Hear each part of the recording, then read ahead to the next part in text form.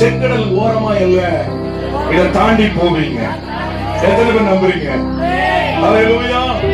ஒருவேளை சிலர் இப்போ கூட ஒரு செங்கடல் ஓரத்துல நிக்கிறது போல நின்று கொண்டிருக்கலாம்.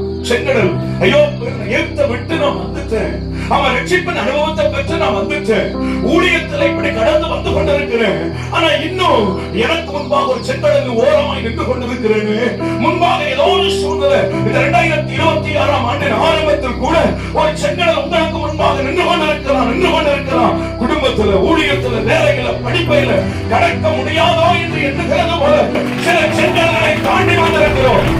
விசுவாச வாழ்க்கையில சில செங்கடல்களை தாண்டி வந்திருக்கிறோம். வாழ்க்கையில சில செங்கடல்களை தாண்டி வந்திருக்கிறோம். வேலையில சில செங்கடல்களை தாண்டி வந்திருக்கிறோம். படிப்பில சில செங்கடல்களை தாண்டி வந்திருக்கிறோம். நல்லது. ஆமென். பக்கத்துல கரங்களை பிடிச்சு சொல்லுங்க, செங்கடலை தாண்டி வந்திருக்கிறோம்.